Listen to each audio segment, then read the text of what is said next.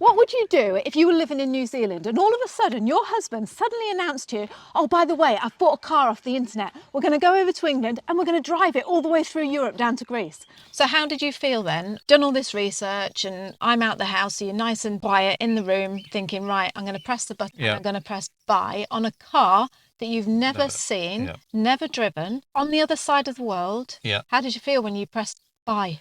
A little bit sick. In this week's show, you're going to join us for our first few days in England. Come with us as we pick up our car that we've never seen and drive on the roads in England. Hello. Hello and welcome to the It's a Drama podcast. I'm Liz. And I'm Brian. And today we're bringing you a filler in a podcast.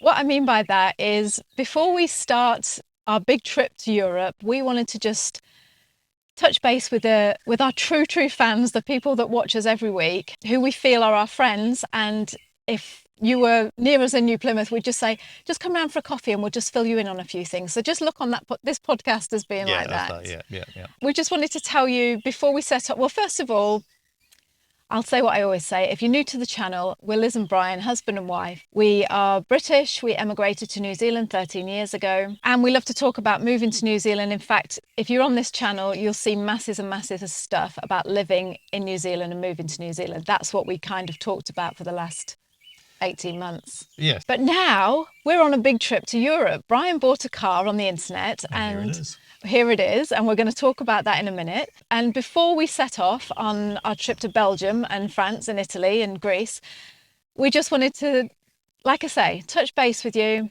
tell you what it was like about buying the car, run over something that has happened to us, and we thought we'd share it with you because, like I say, we think you deserve to know, really. Yeah. You know, well, it's something that we just want to share with you anyway. So the first thing we want to say is about the car. I mean, here we are in England with this car that we've got. That we bought on the internet. So 26 years ago, it was supposed to be 25 years ago, but well, obviously with COVID and things, we couldn't do this trip last year, which we were supposed to on Liz's 50th in the summer of 1996. We've been living in London. We decided that we just wanted to drive to Greece and think, let's go and work in Greece for the summer because we were fed up of living in London, weren't we?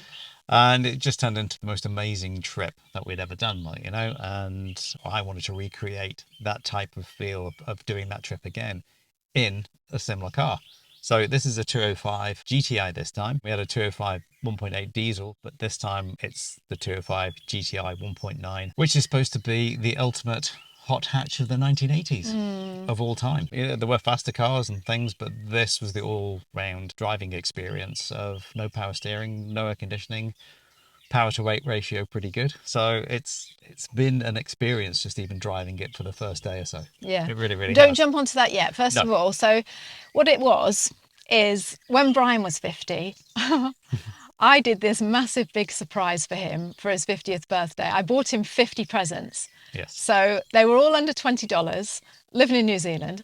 They were all under $20 and I made this book for him about his life and up until the age of 50. On every page, there was a new little, like a present that he had to open that was relevant to the story that I was telling him. So say, for example, I said, oh, I met you when you were a DJ and I'd bought, what did I buy you? I think I bought you a record or something. Yeah, or, a record and, you know, it was like that kind of thing. So it was such a brilliant present and we've always talked about it and I've always wound Brian up saying, I hope you're going to do a similar thing for my 50th. I hope it's going to be as impressive as that, you know? Yeah. So that kind of puts into context why Bri did this because the pressure was amazing trip. What can I do? I know, and I couldn't quite believe it. On my 50th birthday, he'd written me a lovely book and he's like, okay, Liz, turn the pages. And on every page it was, well, first of all, it was a picture of a little car. And I was like, what does this mean? And he's like, we're going to go and we're going to go back to Europe and recreate the trip that we did 25 years ago, 26 years ago, whatever. And so, yeah, that's just a bit of a background of it. So, and then, like I say, we had COVID and we couldn't go. But I just want to ask you, how on earth do you buy a car off the internet? Because how much was it, first of all?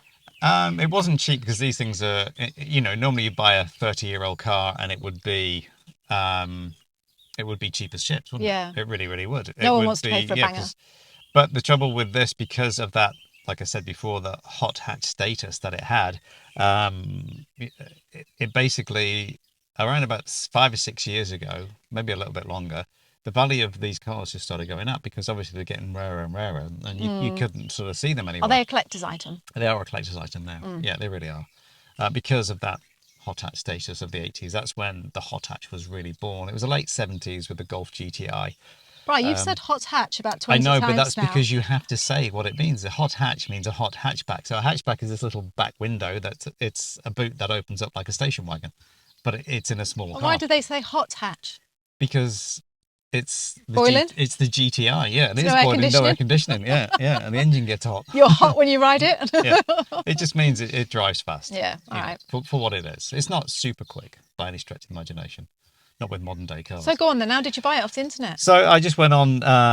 First of all, I went on Auto Trader and In had New a look. Zealand? I did actually. I looked in New Zealand because I thought, well, they were cheaper in New Zealand, but there was none available in New Zealand. Right.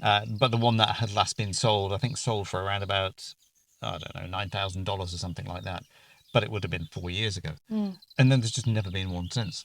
And you just can't buy one from anywhere. You can get one from Australia, but the Australian market was the last of the line, and they all had like air conditioning, power steering, and they just didn't look like a 205 Right. GTI.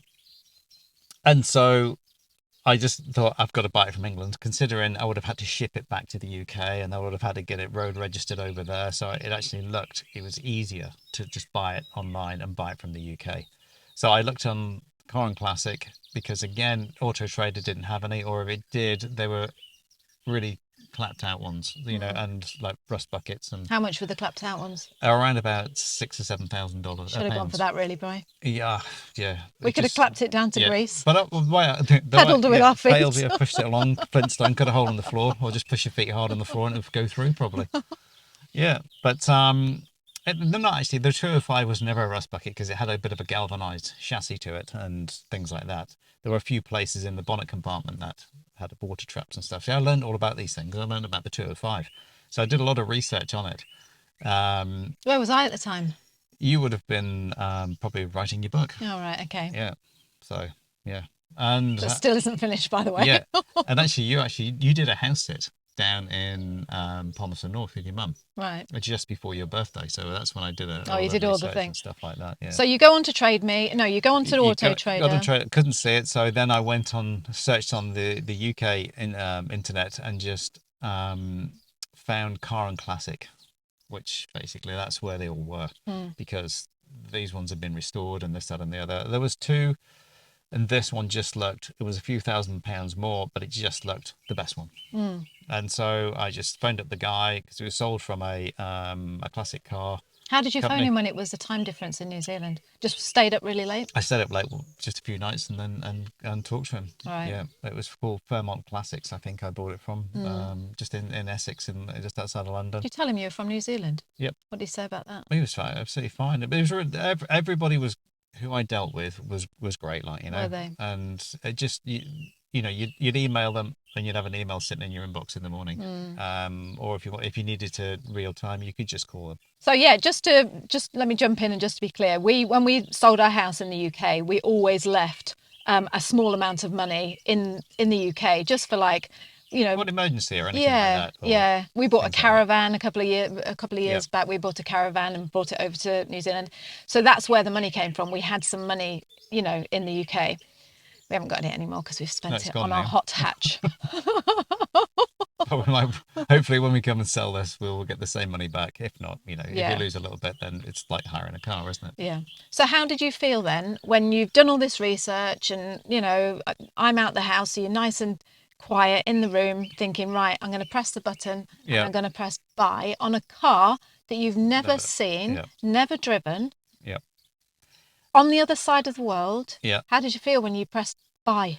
A little bit sick. Did you buy? Well, you do, because it's just like, you've just gone and spent all this money, and the car came with the 3-month guarantee, but obviously it just sat in storage for 3 months and never got used, so you could never test it. Who stored it for you? People that they knew, a company called Auto Store. So you did feel a little bit, oh, I can't imagine what that must have felt like. And you didn't tell me, so I didn't know any about No, this. and So you couldn't that even was, talk to me about yeah, it. that was the hard part because you Yeah. felt like it was almost like a lie that you were lying, like, you know. But What, you've gone and spent all our money in the yeah, UK? don't look in the bank account in the UK because it's I've closed that account. But yeah, so that side of it, it just, yeah, it didn't feel very good.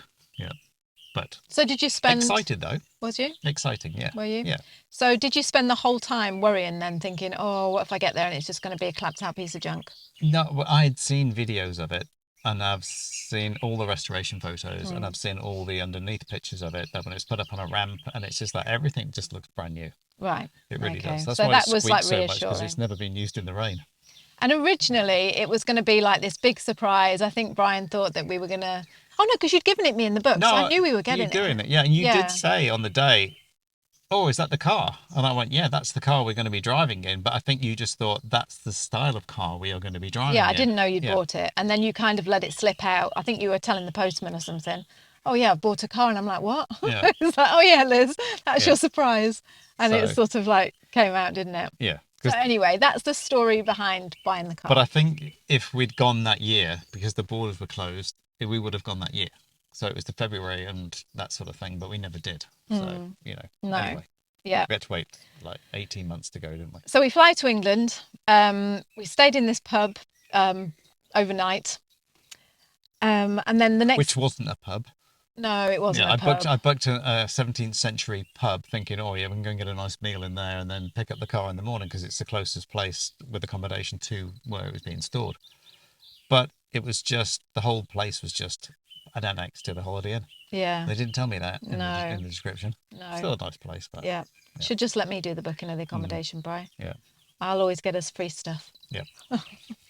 Yeah, so we stayed in this hotel, and then the next morning, the guy came from the car looker after place, storage place, came and picked us up and took us to the car. And this is the video of Brian first seeing the car in real life. Yeah. So as you can see, super excited. Yeah. Were you just relieved when you saw it? Yeah, I was, because you know I'd seen it, and you never know when you see a video, do you, what it looks like? But just to see this is one of the cars that back in the 80s, you know, you wanted to drive because you wanted to see if it was as good as what they said it was, like, you know. And I got to drive the 1.6 at one time. I got to drive that for a day. And I used to ride, I was an out and out Golf GTI fan. I was just the Mark 1 Golf GTI 1.6. You're a boy racer, weren't you, I was Brian? a real boy racer, very bad boy racer as well at that. Oh, you know? Oh, carry on. I didn't care. I know you had a moustache, but I didn't know you were bad. Yeah, no, as in, Yeah. Anyway, but we won't go into that.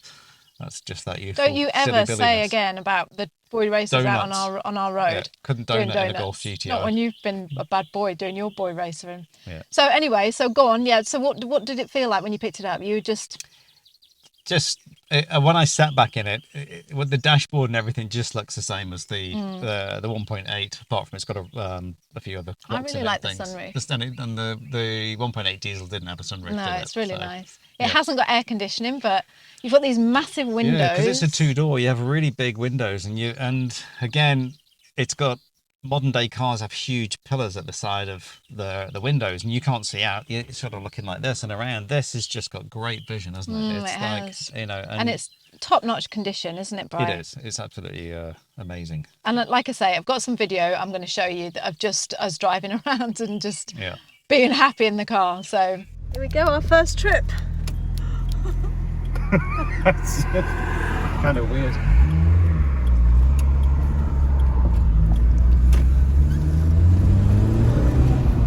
Oh, here we are in the 205 GTI. Don't floor it, Brian. Yeah, this is one of those cars that when you drive it, you know, you start off no power steering, and if you haven't driven power steering for a bit, you need to drive a car with power steering again because it's just without power steering. Yeah, without power steering, because it just I don't know, it puts you back in touch with the road. It really does. But you just put your foot down. You know, you're not talking going fast. It's just the way it gets you to that. You know, the noise, the pops on the exhaust, and it just puts a smile on your face. It really, really does. Like, you know, it's just, yeah, it's worth every penny just to have that experience. It really is. Do you know what I'm a little bit confused about, Brian? What? Is this was my birthday Yeah, present. and you haven't driven it yet, have you? I haven't driven it. I didn't choose it. I couldn't get insurance for you. So, but I'm just happy to be driven around. That's fine. Yeah. To be honest, you know. I don't think you'd probably enjoy driving it I because. would. Don't say that. Yeah, you probably would. Yeah, Do but you know what I would like? yeah, I suppose so. Well, maybe you should just. Well, don't worry, I will. Well, let's get a video of you driving. Well, it. I will now. I'm going to do that now. Yeah, and I won't get it back then, will I? So yeah, my birthday present, but I've given it over to That Brian. seat was your birthday present. What else was I going to talk about? Oh yeah, the other thing as well is just people just coming up to us. We were sitting in Tunbridge Wells getting some insurance sorted out, and this guy came and knocked on the window and said, "Oh man, what did he say? I'm well gel. Well, Jill. I'm well gel about this." Yeah.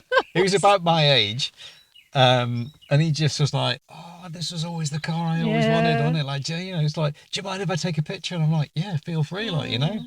And it was just like, "This is just mint." And it was just like, wow, yeah, no, it was, and just people on the motorway just stop slowing down at the side of you, beeping the horn. You turn around and they just go. Yeah, I've got a video of that as well. They drive off, like, you know, and it's just like, wow, yeah. I've just been taking little videos here and there just for, oh look, flying here and there, just to, you know, try and give you an idea of what it's been like. We've picked up the car. We thought we'd take some zigzaggy roads. It's a bit bumpy. Very bumpy. English roads aren't well maintained, I don't think, in the country. And here we are driving on our first little bit of the road trip through the most beautiful country lanes in England. Yeah, in Cambridgeshire. In Cambridgeshire. It is, it's absolutely stunning. Just all the flowers, the spring trees, just the vibrant colours. And the bouncy. And the bouncy roads. It's a good job I've got like a nice big fat bum to bounce on, isn't it? Oh yeah, it's just like being transported back to old world England. We've never been to this part of England before. So, and I can't believe I'm saying that, I can't believe we've never been here, but it's just gorgeous. It is, absolutely. All the old lovely buildings, the thatched cottages, and just like these lanes, and because it's springtime, you can see here, look, it's just all the, I think you can see all the blossom. Oh, and it just smells so lovely. All the rape seed, you know, what's it called? The rape plants? Rape seed in the fields, and it just smells so gorgeous. Although it's not like a blue sky day, it still just feels really summery and, well, no, it feels springy. So, and we're absolutely loving it in our little car as well. So. With a little bumpy 205 GTI. Yeah. It really is. That's just amazing to drive. Oh, did you just hear that crow? Yeah. You don't get crows in New Zealand, do you? No, you don't. No. In Tuies, but you don't get crows. Yeah. So yeah, right, we've got our tea and we're just enjoying the view. The only thing is, I've noticed, Bri, that whenever I put the camera on, you put your foot down. Yeah. Why are you doing that? Because you just need to hear it. It's just like, I think it's you're not showing off. it's not a noisy car, or as in like it hasn't got like a big huge exhaust on it or anything. But it's just, I don't know. It's just really little as well, isn't it? It's It looks like you tiny. can just pick it up and put it into a car parking space. So that's about the car. And the idea is that when we come back from from mainland Europe, do you still say that? Yeah, you can do Yeah, it that. is mainland Europe, isn't it? Yeah, But the when, continent, yeah, as they call it. we're going to try and sell the car back in the UK. Yeah. And get our money back. So that was the idea, is like we buy it as an investment, we use it, and then we sell it. Yeah, and it'll have a bit of pedigree now. So What's that mean? Well, as in it's had a full restoration and it's driven to Greece and back. Oh yeah, You yeah. know, and it's not a huge mileage. You're only talking sort of, I don't know, 5,000 or 6,000 miles all around. You know, so.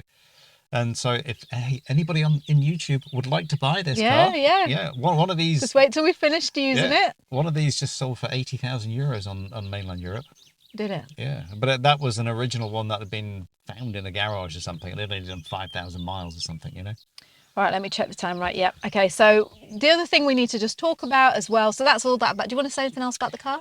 No, you just search up Peugeot 205 GTI 1.9. There's a big argument the 1.6 was better as a Revier engine, but this is just so torquey. You can just What's that mean, talkie? torquey means low down grunt.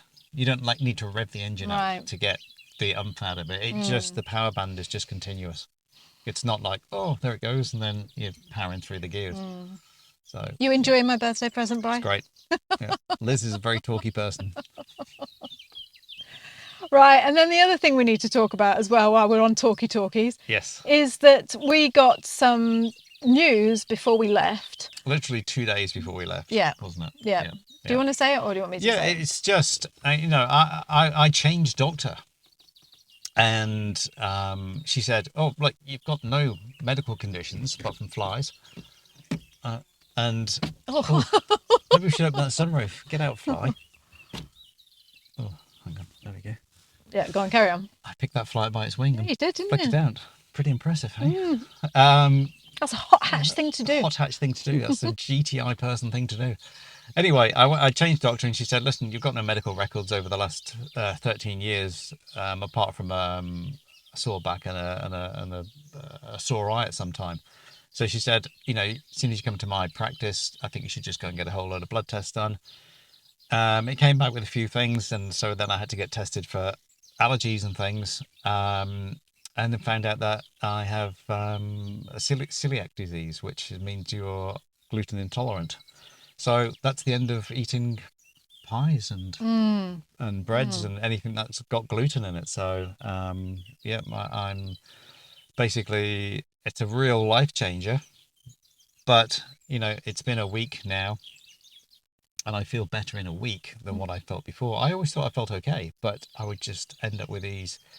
You'd eat something and you'd just feel, oh, it's a rich meal or something like that. So you feel a bit bloated or whatever it was. And, if you'd had something to eat in the evening, you wouldn't be able to go to bed for 3 or 4 hours because you just think, oh, I just don't feel like laying down or anything like that. And at night, you'd maybe get some indigestion problems and things like that. So you'd have to get up. And so I just thought, well, that was the norm because maybe it's just I'm eating too rich of foods and things like that. But actually, all it was wheat. That you're intolerant to it. Intolerant to it. And we just had this conversation before we started recording, and we were like, shall we say about this? But I think we owe it to you because you know how much we love our food. Exactly, yeah. You know how much we love pies, Yep. which is going to be a challenge for us. And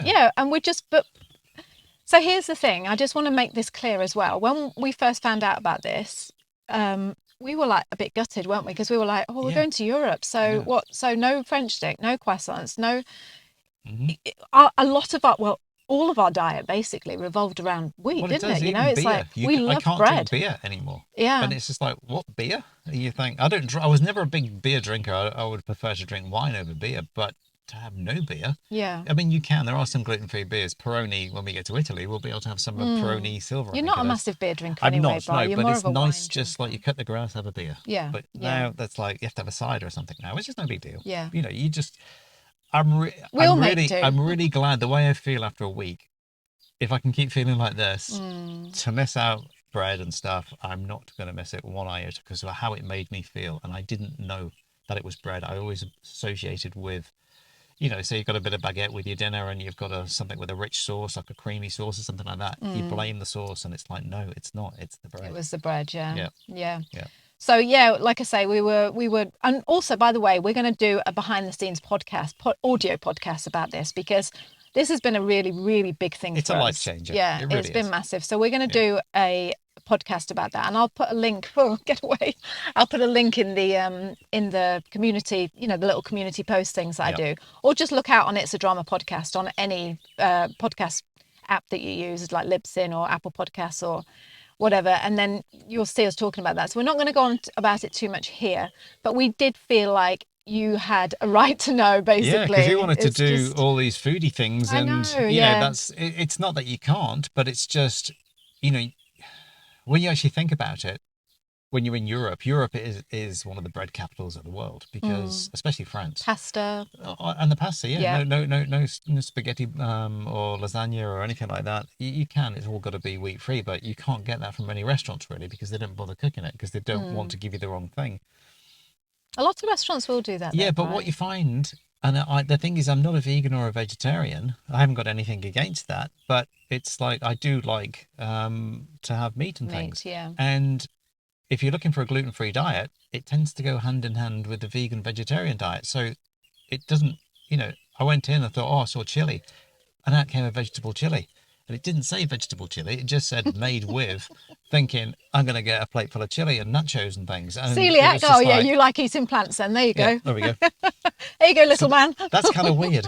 And I just think, why does it go hand in hand? No. It's Yeah, crazy, isn't yeah, it? it is. But we have come to the realization, and like Bryce said, the change in you has been huge, It's just huge in this last week. in a week, yeah. Yeah. And that's it. Like, And so if that's how it makes you feel, it's worth every sacrifice. it is. And yeah. and what we've come to say to each other as well is, do you know what? Let's make this a positive rather than a negative. Yeah, I do. I look at it as that. Yeah. Sure. Yeah. Rather than being like, oh, poor us, you can't eat that. When I say us, basically I'm doing it with Brian. I'm not going to sit there and eat a load of French stick in front of you, Brian. In fact, I might do now, actually, Yeah, because you've yes. taken this car as your own. I might just sit there and eat this croissant. There'll just be croissants Brian. and breadcrumbs flying So around. bready and buttery, Brian. No, but basically we're doing it together because, yeah, that's what we will do. And going to make it a positive, just think, why? Let's see what we can do with this thing and just make it good. Maybe Dr. Gundry had it right all along. Yeah. So if you are gluten-free, you're going to love us even more now, aren't you? Yeah, because when I get home, I'm going to try and bake some gluten-free bread. Yeah. So, hey, we'll do a little thing on that as well. Yeah, And let you know what it's like. I'll tell you what though, and this is and we've only been in England we've been here, got the car and staying with a friend and we're off, but in the short amount of time that we've been in England, we went to a supermarket, Lidl's and somewhere else, wherever it was. Yeah. It's Marks and Spencer's, wasn't it, at the Yes. airport? Because my son Sonny, he used to have a girlfriend that was gluten-free. So when she used to come over, I would cook gluten-free stuff for her. So I know what the supermarkets have got in New Zealand for gluten-free stuff. Which is very good. Flipping, it's brilliant. Yeah. You don't realise how fantastic New Zealand is set up for gluten-free. For that sort of thing. Yeah, all the organic stuff and gluten-free stuff. Again, they all seem to be on the same shelf. Yeah. I think you should start wearing Hessian pants. Yes. Grow your hair nice Hessian, and long and a beard. Yeah. No. Plait the little beard like this. That's it. Yeah. Start going like this a lot. Start smoking a rollie with something in it that is not tobacco. So yeah, that's our news. And like I say, going to make it into a positive because the difference in you has just been immense. It has. Yeah. It's that has been worth it. So yeah, that's it. That's it.